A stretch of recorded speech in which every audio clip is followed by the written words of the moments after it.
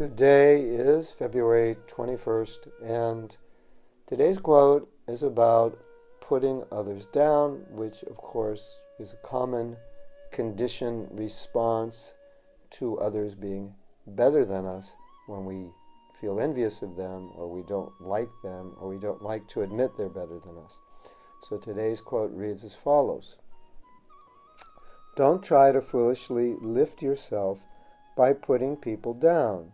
You go down with them."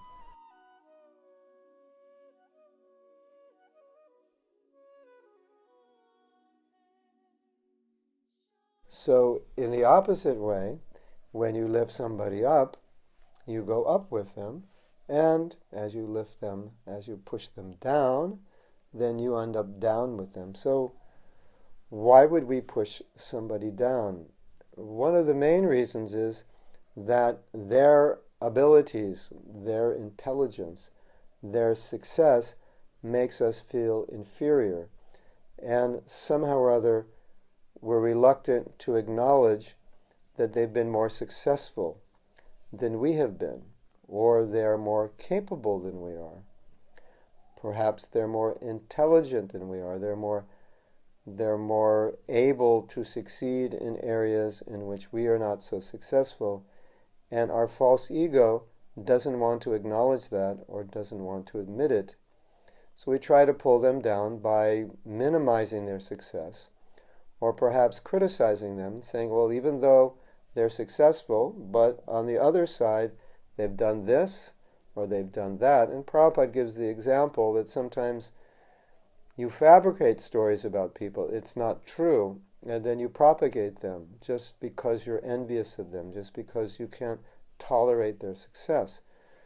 Now, Prabhupada once said in a lecture, if I'm envious, if I'm jealous, that is material consciousness, and that means I'm living in the material world. That was one of his definitions of living in the material world, is being envious or being jealous. And then he went on to say, but if I'm not envious, if I'm not jealous, in other words, that would be appreciation, I honor this person for their success, I'm happy for their success, so then I live in the spiritual world. So he later explained that there can be competition between devotees, but the competition is not fueled by envy. It's a competition of appreciation, that I appreciate what you're doing, and I get inspired by what you're doing, and I also want to try to outdo you, not because I don't like you, not because I want to put you down, but because you inspire me. So whenever we try to pull someone down, we're always pulling ourselves down. Whenever we try to lift someone up, we're always lifting ourselves up. And naturally, we should ask ourselves, why am I trying to pull this person down? And be thoroughly honest why we're trying to do that. What is going on inside of me that I have this need to put another person down? A nice devotee, someone who's doing well in Krishna consciousness, why do I need to put him down? Is it that I'm not in the limelight? Is it that he's getting all the light, he's getting all the praise? That bothers me, that upsets me? If so, we have to confront that and ask ourselves the hard questions. Why am I upset that another devotee is being honored? Why am I upset that another devotee is successful? And what I find very telling and very interesting is that this devotee may be giving great pleasure to Srila Prabhupada through his service.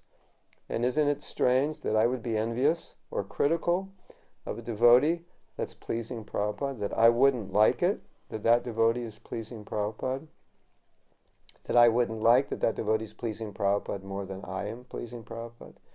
If his service is giving Prabhupada pleasure, I should be happy. And if I'm happy that his service is giving Prabhupada pleasure, that helps me in my spiritual life. And many times I've said that when you focus on another's fault, you just have to realize that your consciousness now is in a very low place by that focus, and very easily you could focus on something good in that person, and that will help you tremendously.